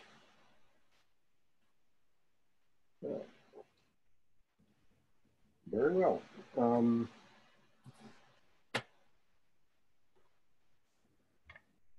Greg? Yes. Why don't you go over our really active grant program? I think people need to understand that we operate on a great deal of grant money and we're very aggressive in our grant applications. Happy to, Jane, and I'm glad you brought that up. We have a very active, progressive grant team. There are 3 sources for our grants, primarily FEMA, which has become very competitive, our insurance company, who is second to none, and then other areas. So we acquired $148,400 in grants this year, and most of that was from FEMA. It was for radios and headsets for communications. The other grants were from our insurance company for apparatus for reflective markings for being on the highway. We also did $3,400 in donations, cost recovery, illegal activity, commercial traffic on the highway to truckers that don't pay any taxes in the area. It was about $10,000. All this helps the budget. And again, there are 3 members of the grant team, and we take turns authoring the grants. Chris Manos, Chris Bernardi, and myself are the grant team. Cost recovery is my fire clerk, John Miles, Eric Kirchherk, and myself. So we are always trying to keep revenues in check, keep costs down, and the grants help us. The thing is with the fire service is everything has a life expectancy. And we never had a capital improvement plan. And when I started as chief in 2013, I had to go to the board and say, I need $240,000 for air packs because they're 2 years out of date. Those are the problems we run into if we don't have a concise capital improvement plan. So we were fortunate enough, in 2 years, I was able to get a grant for air packs that helped with budget. Those are the things that we're progressive with and we're known for, is always reaching out, trying to get grants. Thank you, Greg. Having worked with the fire department along with Greg, I think we got there just about within 6 months of each other. And this grant program that we have is just tremendous. It saves us a great deal of money and it buys a lot of equipment.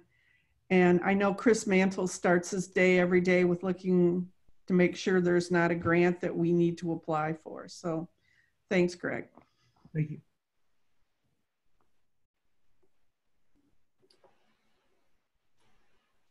Any other questions, comments? This is Garnet, Mr. Mayor. Yes, Glenn. Hi, Chief. Really quickly, on page 3, you put in parentheses, a proposed capital replacement schedule for the next 10 years is also available from Chief. Is that something that's posted somewhere or easily available I can take a look at? I believe that's on our website. Okay. I can confirm that. Because it's a big document, I have it in binders at the station. A lot of people prefer to come and take a look at it or we'll make copies because it's pretty comprehensive, but it should be on the website, Garnet. I'm drawing right now if it is, but I'll find it. Thank you. All right. Do we have a motion to approve the budget as presented? I'll make a motion to approve the Saugatuck Township District Fire Year 2021 budget as presented. Is there a second? Second, Peterson. Moved by Verplank, seconded by Peterson to approve the budget as presented. Is there any further discussion? We'll have one more roll call vote. Veronica, please. Verplank, Yes. Peterson, Yes. Lewis, Yes. Johnson, Yes. Leo, Yes. Becken, Yes. Truster. Yes. So the budget is approved. The next item would be under new business is downtown pop-up patio dining in the right-of-way report. Is it Cindy or Kirk? Well, Mr. Mayor, I'm just going to jump in real quick. Yes, Ms. Osmond's going to take over here real quick, but Mr. Herbert's on the meeting right now, and he wanted to kind of touch base with council real quick. A tree's down in the city, so he's got to jump out from behind the desk here and head downtown. So he wanted to kind of give council a little, he's read this report and he wanted to give you a little bit of information. So I'll let him jump in here if it's okay. And then Cindy will take over so Mr. Herbert can go back to work. Okay, Scott, go ahead. Thank you, Mr. Mayor. Thank you, Kirk. You know, before we dive into the discussion, I just wanted to add a comment and really an observation of mine, and that's this weekend town was nowhere near capacity. It was busy, but there were plenty of parking spaces everywhere, and so we experienced a level of trash that was consistent. Not even consistent. It exceeded a Venetian weekend. I've been here for a long time, working summers, working these special events, and I'm telling you, we got it handed to us because we really have a lot of work to do, and I'm just fearful of how this is going to pan out throughout the summer. When in July, August, when the summer is really at its peak. So really, I just wanted to make a couple comments. What we saw was pretty consistent with special events, and that's kind of how I view allowing the businesses to move their business out into the streeting areas. Is that I have no problem with it whatsoever. We, in a way, we're glad to see all the trash because it means that businesses are making transactions, and that's what we want. But at the same time, I do feel that this job at hand can't fall just on the Public Works Department. What I mean is that our staff can't keep up with it. We've got 2 seasonal employees. One is over 70 years old. The other is 50 to late 50s, early 60s. And one of them worked an 11.5-hour shift this weekend. And I also came in this weekend to assist. So when I talked to Randy, one of our seasonal staff members, he said by the end of the last trash bag going in, he barely could get it in the truck. So I really think that there needs to be some collaboration here, and really define what we're asking from the business owners downtown. Welcome to put out some seating or some tables and some seating areas, but also I would really recommend that we as the city try to encourage or require trash receptacles, but more importantly, the businesses to tend to those receptacles so that all of this excess garbage is not falling on the public works while we're dealing with flooding and a pandemic and so on and so forth. So those are my comments. Take them for what you will. Thank you very much. And thank you, Councilmember Verplank, for the recognition earlier.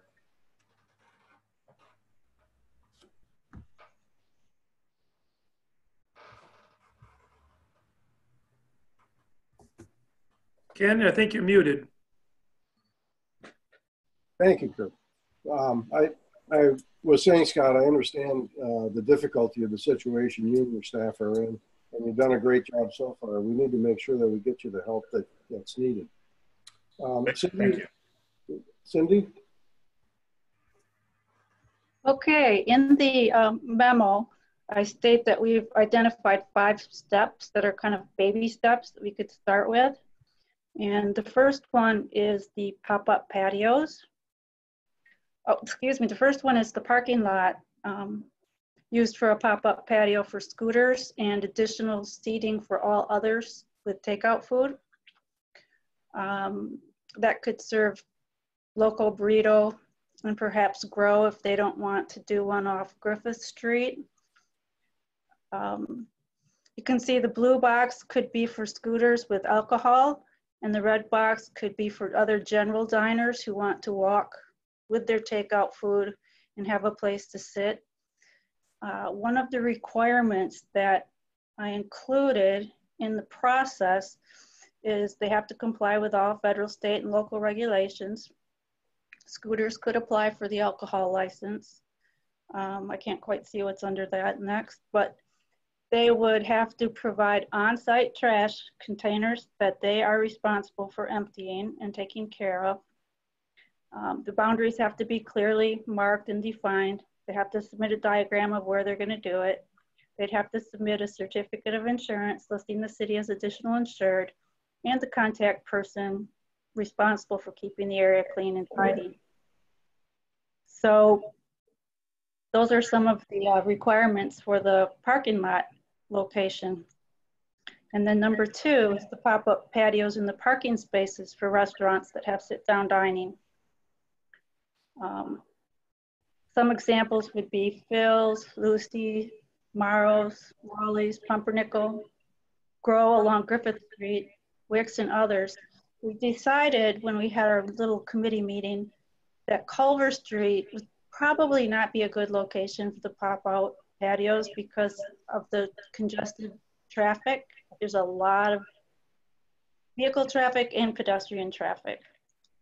So similar to the permits for the parking lot, they would have similar obligations and be able to get the limited outdoor services permission from the state, clearly defined and marked, and the state is going to require that. Barriers, so that are clearly defined and marked, and not insubstantial barriers like ropes and chains, but something that has more more visibility, similar to the photo above or what is at the Tree of Life. Not more than 8 feet from the curb, not more than 3 parking spaces, and lighting required after dark for visibility, certificate of insurance, contact information, and on-site trash containers provided by and emptied by the business. And everything has to be removed from the street at closing time to facilitate the street sweeper, because streets have to be swept and deliveries have to be made. And it would be way more difficult to do the deliveries and the street sweeping if those materials were left overnight. Number 3, the picnic tables at the basketball court and tennis court is a pilot program.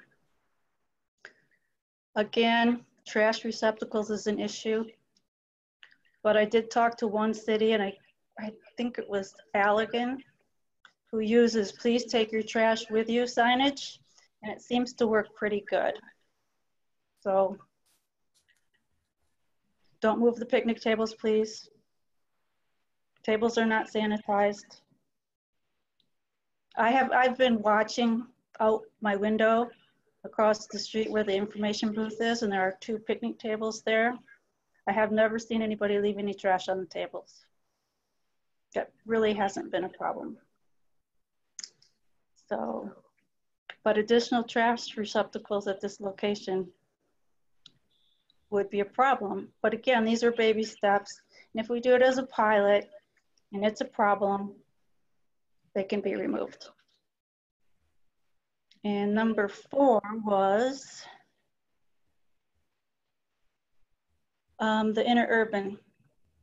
The SDABA or the CVP is not going to pay for the interurban shuttle on the weekends to the school parking lot or not.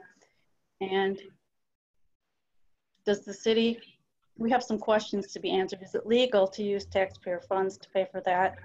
And would people be willing to get on a bus with all other infected people or presumably infected? And maybe the committee could do a fundraiser to pay for this service, because I don't think it's that onerous. I think it's only like $3,500. And could riders just pay the $1 fee? I mean, that's not a lot of money either. So that needs to be worked on a little bit. We need to do some more investigation. And then the final one was a sidewalk sale. I think you see in the survey that merchants that really want to do something on the streets and the sidewalks. And we could start with a tentative date of June 9, depending on the stay home order. But do the same sidewalk sale as is done in August.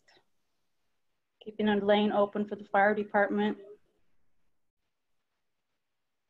Limiting the area. And that would be followed up by a survey of the businesses on Monday to see how they thought it went. See if it was worth it to them to have that.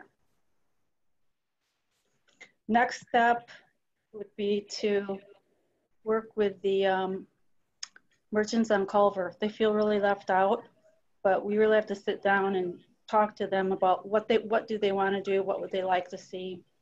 I think there's some options there. It all goes back to parking. So I think focusing on the parking lot pop-up and the parking space pop-ups could be discussed tonight and hear what your thoughts are.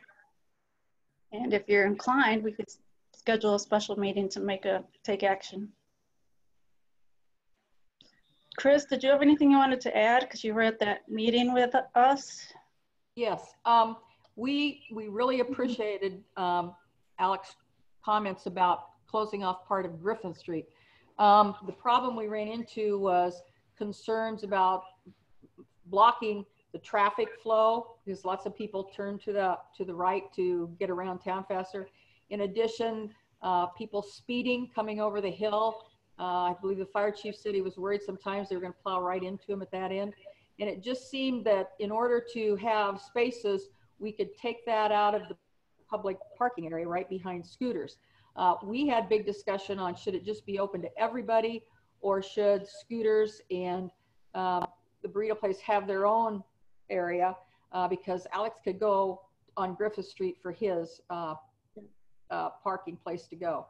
The pop-up, the parking places, using the parking places, I think in the survey, it was overwhelmingly people wanted to allow them to use the parking places in front of their businesses.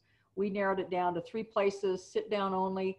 And I think we talked about if they had outdoor space somewhere else, that might not be a priority for them. Barry, you had your hand up? You're muted.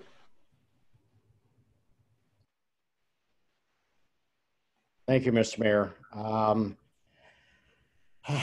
By moving the item out of communications into new business, it becomes an actual item. So we need to take some action either to approve something if somebody came prepared with a motion that they can submit to the clerk, or it can be tabled, or it could be suspended indefinitely.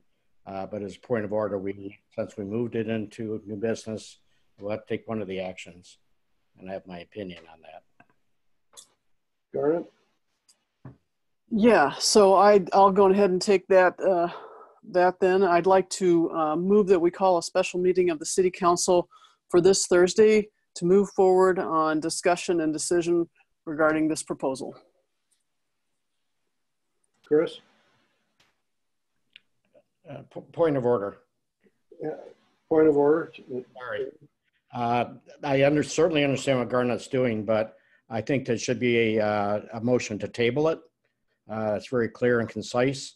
And by tabling it, then we can set a special meeting, which I would love to go to. But I think the appropriate vehicle is to table it till the next meeting, and then let's get busy and get something done at the workshop. Yeah, I think the motion to table takes precedence over the previous motion, which hasn't been seconded yet. So if there'd be a second to tabling that, we could do that. I'll second to table it. I thought you made the motion. I made the motion. I motioned to table it since Garnet's wasn't seconded, I guess. I did second it. I did second it. Okay. Thank you, Chris. Well, actually, it's a point of order. I recognize Barry because it was a point of order, which takes precedent. So technically, that motion is not seconded yet. So we have a motion to table that needs a second, or that'll die, and then we can go back and start over. Jane. We don't have to table this until Thursday. We can even start discussing it tonight if you want to. And then all we have to do is wait 18 hours for a meeting. So my feeling is we can start this discussion tonight and then move, which was what we were going to do, and then hold a special meeting. All we have to do is wait 18 hours to hold a special meeting to act on this. So I would agree with that. I just said table it to the next meeting. But we can move faster. Yeah, if I may, Mr. Mayor, this is Garnet. Sure. So we're at the 26th of May. Again, I have business owners, restaurant owners in my ear every day, wanting decisions from us sooner rather than later. The governor, it's looking like we might be next in line. So as Elizabeth said, we're looking 7 to 10 days. So we're looking somewhere beginning of June. If we wait till our next meeting, we're really pushing it. So I think, to help support our business owners, this is good for us to set aside some time immediately, as soon as possible this week, to move ahead with some decisions.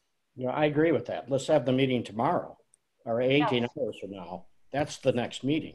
I'm not saying wait 2 weeks. Yeah, I think we're debating just a procedural question of how we establish the meeting and how we carry this report to that meeting. And Barry is saying we'd be better to table it right now and set a special meeting from the standpoint of our rules of order. Would that be? That's correct. It's going to slow anything down. We can still have a meeting as soon as we can have a public meeting. Right, 18 hours. Yeah. Mr. Mayor? Yes, Chris. So if we just vote on the table right now, and then we can turn right around and make a motion to convene again tomorrow to approve these different options? Yeah. Okay. Well, we need 18 hours, don't we? Yes. Yes. So can we do that? So 18 would be? Wednesday. Wait, where are we? Work with Kirk on this. It was Thursday, yes. Thursday. Kirk only works 24 hours a day. That's how it goes. So we can't do anything till Thursday. As I said. Perfect. So let's table this, and I'll entertain a motion right after that to have a special meeting on Thursday. So was my motion to table seconded? No, not yet. I'll second it. All right. Moved by Johnson, second by Verplank to table this report. And let's take a vote unless there's further discussion. Monica? Johnson, Yes. Verplank, Yes. Becken, Yes. Leo, Yes. Lewis, No. Peterson, No. Truster. Yes. So the report is tabled. Now I'll entertain a motion to establish a regular meeting of the council on Thursday. Before you make a motion, it would be a special meeting of the council, not a regular meeting. Did I say regular? I'm sorry, I meant special. Mr. Mayor? Yes, Chris.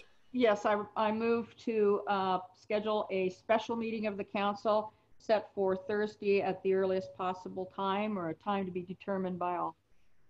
Second, this is Garn. Moved by Peterson, second by Lewis to hold a special meeting of the council on Thursday. Any further discussion? Yeah. Barry? I guess I'd be interested. I mean, there's a lot of details to what we're trying to accomplish here.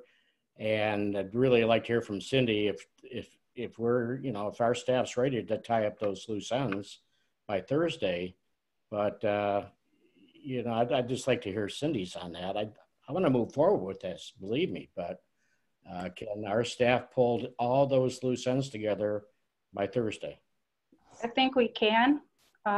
We would need to just review all the items that I defined as what the requirements would be. If there's anything you want to add, anything you want to subtract. I just threw those out there as discussion items.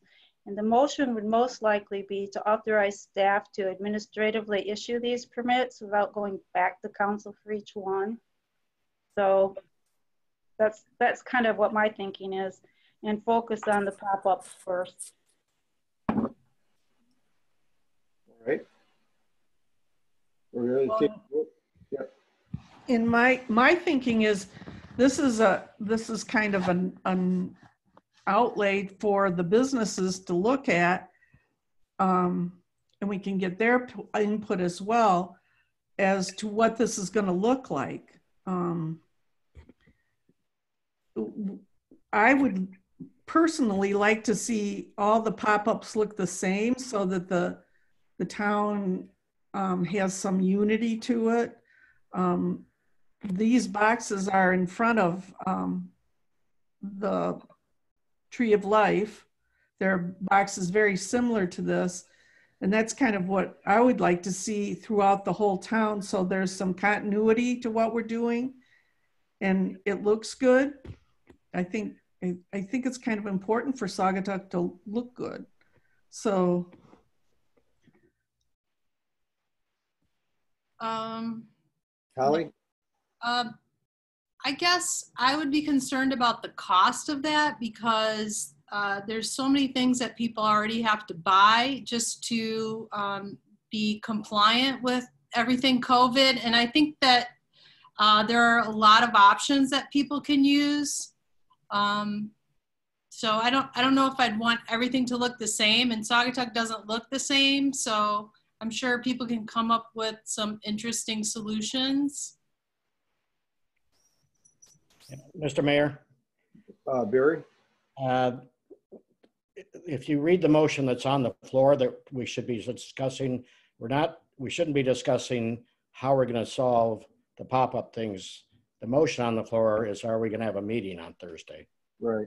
Stick to the motion. So any discussion on that? Then let's call the vote. Monica? Real quick in the motion, can we have a time so I can properly notice the 18-hour meeting? Yeah, let me propose 4 o'clock, which is kind of on our routine schedule. Is that objectionable to anybody? No. No.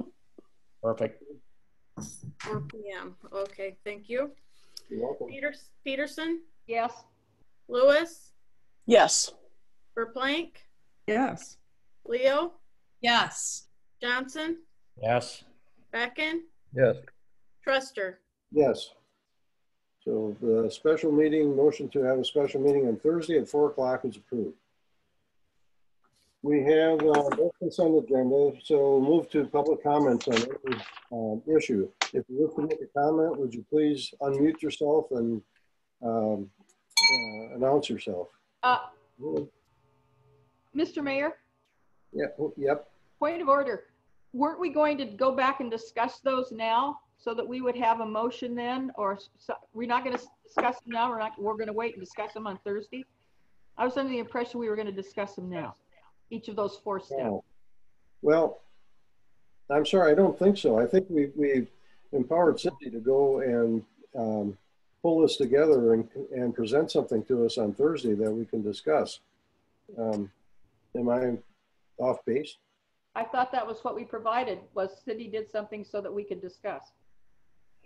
I'm not sure what else she's going to provide that is not down there, that doesn't need discussion about. I don't know how much further she can go by herself. Barry? You know, the motion was to have a meeting as soon as possible, which was 18 hours. If we want to hash out how we're going to do this, I guess we would do that at council comments. We'll be here all night. Otherwise, we get let Cindy do her job and give us something to talk about on Thursday. Okay. Chris? No comment. Okay, we're still back to public comments. Anyone wish to make a comment? Mr. Mayor, it's Elizabeth. I just wanted to comment on the discussion that was just that just went about the points of order and everything else. And who's speaking? It's Elizabeth Estes. Thank you. You're welcome.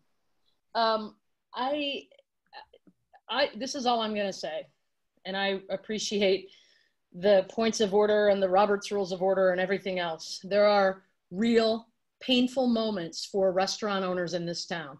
And to delay this, and I appreciate what Chris and what Cindy put together and Jane and the whole community, or what the committee did. But to delay this is really frustrating because you're going to have a workshop on Thursday. Does that mean you can vote on it and make a decision? Because I think Cindy's done her homework. And I think Jane's done her homework, and I think Chris has done her homework, and I think they understand. And I just encourage you on behalf of the restaurant owners, and I feel comfortable speaking for them, that we just need a decision so we know what to do. And it just is painful.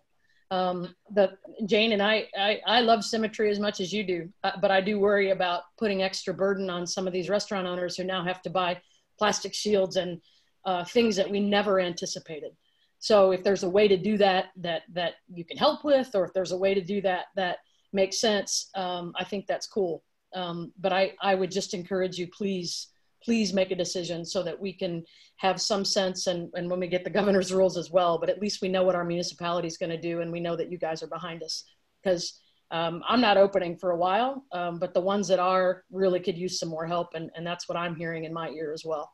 So thank you for that moment to be able to say that. You're welcome. Well, I do respect the urgency of what it is we're doing. I think the confusion was that this didn't come onto our agenda as an action item. If it had been, there'd be a motion attached to it, and it would meet all our requirements for moving forward. If we depart from that, you know, I think whatever we do might be open to challenge. The meeting on Thursday will be a special meeting of the council, meaning we can take action. If you know, when I read the report, it listed a number of very good strategies, but it didn't say specifically, this is what we need to have happen to move forward on this thing. And that's what I was expecting to see if we took the next step, which would be on Thursday. So, you know, Barry, you had your hand up a minute ago. I'll have my comments as council comments. This is the public's time to talk. Okay. So, yes, Bertie. Yes, hi, this is Bertie Holly, and I just kind of want to back up on what Elizabeth said. Sitting through all these different meetings for restaurants and listening today, there is urgency. I'm not even a restaurant owner, and the amount of phone calls I got all weekend with people not sure of how things are working, and I think it's important that the city is supporting our restaurant owners with clarity in what's going on, and as soon as possible would be really, really awesome. Thank you. Anyone else? Very well, hearing none. We'll move then to boards, commissions, and committee reports. First is planning. Mr. Mayor? Yes. This is Todd Hoskins in Saugatuck. I would like to acknowledge as a citizen, Monica Nagel's contribution, and also make a request in the future. If we spend the money on a compensation and benefits study, that we also do an employee satisfaction study.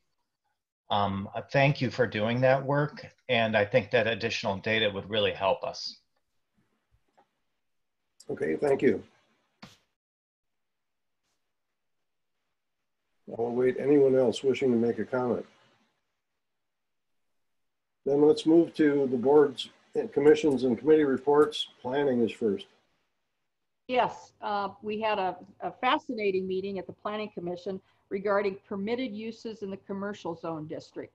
And these had come about by some requests that Cindy got regarding opening up real estate offices, attorney offices, something down in the city core. So after spending quite a while on this, we came up with new definitions for business professional services, business professional offices, personal service establishments, and pretty much a personal service establishment is you go in and they do something to you like a salon or those types of issues. A professional services, you come carrying something out like papers or contracts or things like that. These districts specifically are City Center Commercial District, the Water Street East District, Water Street North District, and Water Street South District. We're going to go forward now next time to finalize these. Depending, and the idea of something will either be a right, a special land use, or not permitted. So stay tuned. It's a pretty fascinating issue. Cindy, do you have anything else you want to add? Just that the definitions are to clearly separate the office uses from the personal service establishments. They were kind of having a gray area where they overlapped a little bit. And the Planning Commission was pretty unanimous on not wanting to have engineering offices or real estate offices in our downtown zone districts. So I am preparing that for first reading at your next council meeting. Thank you. That's all, Mr. Mayor. Okay, thanks. Cal Lake Sewer and Water. Mark? Yes, at our last meeting, we had an update on our recent annual hydrant flushing and maintenance program that was completed without any major issues. We authorized our state mandated water reliability study, a study that needs to be done per EGLE requirements every 4 to 5 years. That study this year will also include hydrant testing to comply with ISO requirements and guidelines in relationship, in partnership with what the fire district needs to have available to them for water flows and hydrant flows, et cetera. That'll be part of the water reliability study going forward. The Sewer and Water Authority experienced a cyber breach a few months ago. That breach is still under investigation and review. In relationship to that, we adopted a managed cybersecurity proposal to review all our activities, cyber activities, internet activities out at Cal Lake. We engaged our EGL Tech out of Holland, who is our IT specialist. This program will include such things as 24/7 monitoring and reporting, multi-factor authentication, intrusion detection systems, firewall configurations, review all our cloud activity as far as storing things to the cloud, etc. Pretty comprehensive program.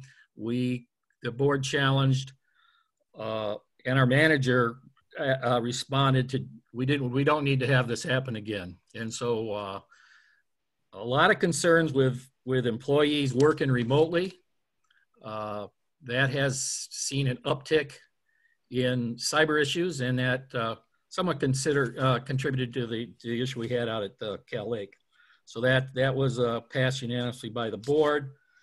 The cost of that program is a little over $3,000 to implement the upfront costs and about a $600 a month monthly program. As far as managing it and administrating it, we will probably be on that program for a year, maybe 2 years.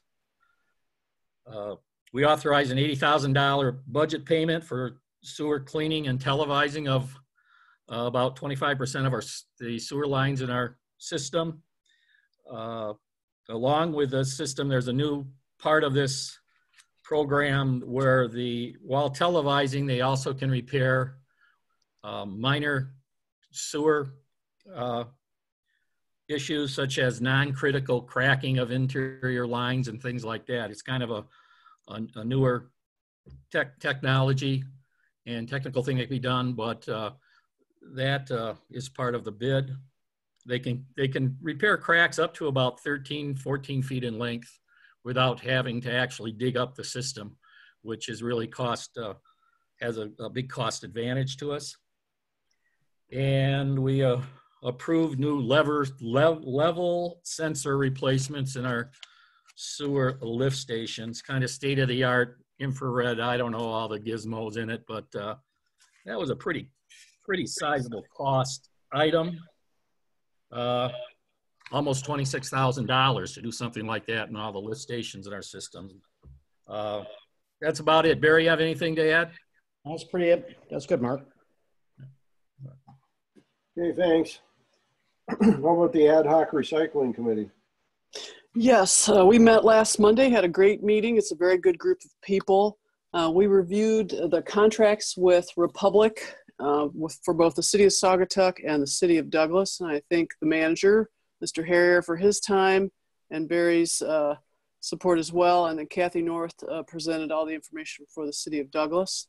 Our next steps will be to have the Republic representative come in and meet the committee and answer their questions.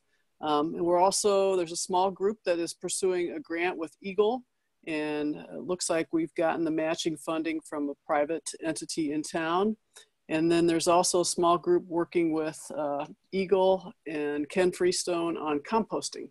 So there's some really neat things coming out of that committee. I think the folks who are on the committee really are enjoying themselves and learning a lot, which I think is good. When you're a citizen and suddenly take on a role on something like this, you realize there's a whole lot more to it than you knew.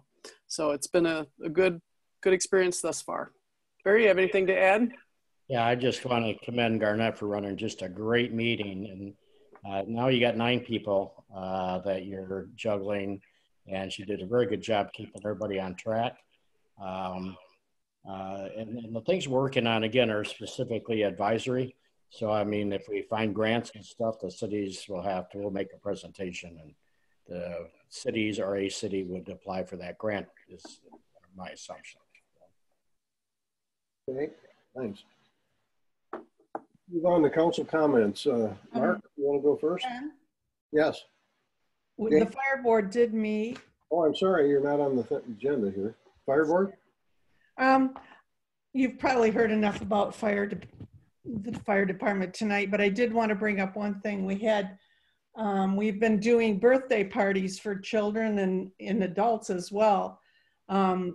Just running a fire truck by their house with the parade, because birthday parties are at a minimum these days. And we had a special visitor to our fire board meeting, and his name was Brooks Lampin, and he sent us this thank you note, but he also came on to our meeting and thanked us in person. And I thought that was really a special thing to do. So it's nice to be recognized. Yes. Even by the little ones. Anything else from the fire board? Okay. No, we went over the budget. Okay. All right, back to comments. Mark? I'm all set, Ken, thank you. Okay, let's see. What's on the list here? Barry? Yes. You know, as we went through our rules of order, which we are bound to go on, it's not a lot of hoo-ha. They're there for a reason. But I didn't feel that there was a motion prepared that we could vote on. So that's why I suggested we table it. When we have something we can vote on, that's great. The very soonest we can meet, and it's a special meeting, not a workshop, is 18 hours. And that's warp speed for any municipality. And so there's a lot of hard work got to be done in the next 18 hours. So we have something to vote on. But, you know, the rules of order are there for another reason. It protects the minority. And let's say there's one person that does not want anything in the street. That person has a voice. And by putting it in a meeting, publicly noticed, that person, that minority is protected by the rules of order. Thank you. Holly? Yeah, I just wanted to make a comment that I know that there are many Michigan municipalities who have figured out their street plans and summer plans out. I know that we have business owners that are frightened, anxious, afraid. We hear from them. And I feel like there's still a vacuum of information at the state level. So I really want to say the least we can do is provide guidance and creative, Saugatuck creative solutions for retailers and restaurants. And I also really want to thank Chris and Cindy and Jane for their work, their ideas, and their quick turnaround. Good, thank you. Chris? Yes, I have two things. The first is the issue with the trash. That's not going to go away. I don't see that coming to an end at least through August. So I'm wondering if we could look at something with Republic, whether we either have big dumpsters set up somewhere on city property that the owners can take their trash to, or people can take their trash to, because what happens is if you order carry out and then you walk somewhere else and put it down, there's really no way of knowing whose carry out that is. So the issue is the trash. How do we get rid of that? Scott's overwhelmed, as you saw the pictures, so maybe we can get dumpsters or do a short contract with Republic to come in twice over the weekend and pick stuff up. But I think we need to do something to combat that, and we don't have it in place right now. In terms of the work needing to go in on Thursday, the nice thing is there's all kinds of information that we've been having and working on since for at least 2 months. Most of it started with Elizabeth, and Garnet had put out those URLs on our email pages, and it has to do all the work that those committees did on restaurants, lodging, and I'm forgetting what the third one is. In addition, the information you have here has the survey that we did with all the business owners, as well as the recommendations. We came up with the 4 things we felt we needed to move forward on: the pop-ups, the tables at the tennis courts, the table openings at scooters, as well as trying to get funding for the bus to run on the weekends. So I'm hoping that people will take the time to go through that, get your ideas of what you want to do so that we can vote and get something out on Thursday. Thank you. Thanks. Jane? First of all, I'd like to thank Cindy. She's been working on this all weekend. She came in on Saturday and worked on that whole presentation for tonight. I'm hoping we can come together on Thursday and get something done. I would like the trash issue added to the Thursday agenda for the special meeting. And because that is a huge issue and something that needs to be dealt with right away. And hopefully we can hammer this out on Thursday at 4 and give the downtown people some help. This is really difficult when you go through the surveys and through, everybody has a different idea, and we're hoping to take the city in sections and first do this pop-up thing first and then work on the next thing and the next thing and the next thing. So we're trying to move as fast as we can, but then we have to work within the parameters of the city as well. So that's all I have to say. Yeah, I agree. I recognize all the work that's been put in on this, and I know we all share a sense of urgency. I just think we just need to do it in the right way so that whatever. I agree wholeheartedly. Right. Darn? Yes, thank you. I wanted to first thank the 34 people who've dialed into this meeting. It's always good to see such a large crowd. And I know I've gotten feedback from folks through Facebook and other means, email, when Kirk posts the recordings of the meetings. Folks really appreciate having that available. You know, I also want to express my appreciation to our first responders, our essential staff, and our business owners who've been working tirelessly through this pandemic. A lot of folks, you know, we've got a lot of folks, nurses and doctors, who are putting their lives on the line every day. Our business owners are doing the very best they can to stay open and keeping themselves afloat until this passes enough so that they can make a living. So I really appreciate everything they're doing. So many of our local folks have put a lot of time into meeting and collecting thoughts and organizing so that everyone is helped. And I can't thank them enough for everything they've done. All righty, thanks to you all. I'll entertain a motion to adjourn. So moved. Who had it? And second? Second. Moved and seconded to adjourn the meeting. And Who made the motion? Holly. I made the motion. So it's moved by Verplank, seconded by Leo. Thank you. Verplank? Yes. Leo? Yes. Lewis? Yes. Peterson? Peterson? Chris? I think she signed off. Johnson? Yes. Becken? Yes. Truster? Yes. Meeting is adjourned. Thank you all. It was a long one, but Night, everybody. good night.